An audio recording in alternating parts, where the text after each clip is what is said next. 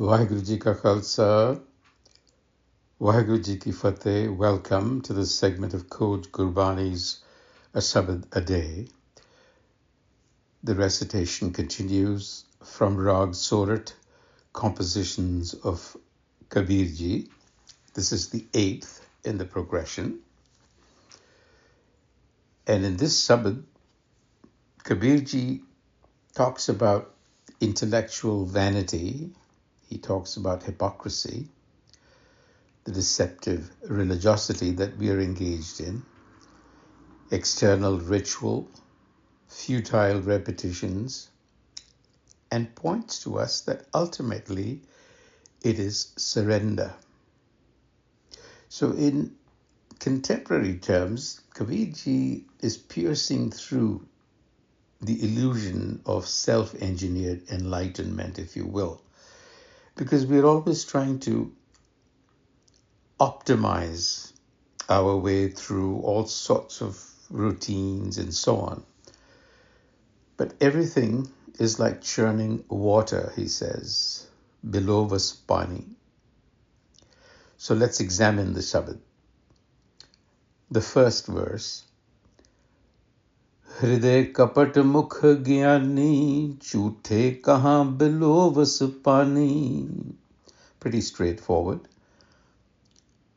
Deceit in the heart, Hridai Kapat, and yet a display of wisdom on the lips, Mukh Giani. Chuthe, O hypocrite, what use is it to churn water? Kaha belovas pani. This is like churning water.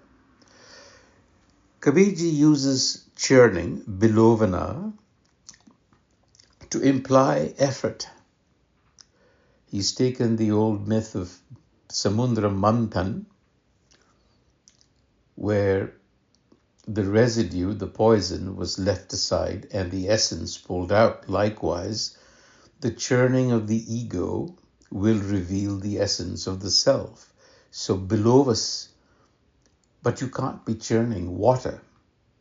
So what you base your effort on determines the essence or outcome. So if you're acting out of self-deception, Hridai Kapat, it will yield only the froth of hypocrisy. And there is another sabad in the Granth Sahib, composed by Kabirji, where he advises us that what has to be churned is the wisdom of the har. Har ka bilovana, bilovo mere pai. Sehaj bilovo tat na jai. With patience, with relaxations, with calm. So what he's saying here is sincerity and devotion. If that is missing, then no amount of knowledge, scriptural knowledge, matters. It's mere appearance. Knowledge without experience is sterile.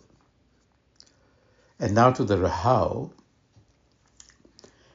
Kaya manjas kaun guna jo ghat bhitar hai mallana. He's asking a question. Kaya manjas. Kaya is the body. Manjas is to scrub it. Kaun guna. Guna is what merit. So Kabirji is asking the question. He's saying, hey, what merit is there in washing the body? Jo ghat bhitar hai mallana. Jo, when the heart remains soiled. Mallana means full of grime, salt. So what is the point of bathing your body when your heart and your mind are soiled? So he's stripping away at our self-deception, essentially. If you recall, in the first verse, he was calling out intellectual vanity, where knowledge was just a pretense. Here, he's rejecting ritual purity as a substitute for lived experience. In the second slok, very interesting. Lauki 68 Tirath नहाई Kaura panto na jai. Lauki, a bitter gourd. It's a common vegetable. Karela. So even if the bitter gourd is washed at 68 pilgrimages. That is the standard, the golden standard in India. They've identified 68 such places. 68 Tirath. What Kabir is saying is, even if you were to wash that vegetable in 68 pilgrimages, its bitterness will not leave it. So he's using a common village vegetable, very popular, very common, to mirror back to us our condition. What he's saying is, your body, the outside, is like the vegetable. It's composed of the elements. You may go through the ritual of washing and cooking the vegetable, but its essential taste remains bitter. Likewise, you may perform countless pilgrimages, fasts, and recitations, yet the bitterness of ego, of deceit and duality remains untouched. And now we come to the conclusion, the crescendo of Kabirji's Shabad. Keh Kabir Bichari, Keh Kabir Bichari. Kabir has reflected, Bichari, and now he speaks his mind. And this is the clincher. Bhavasagar Tari Murari. Only Murari can ferry us across the world ocean. The world ocean signifying fear.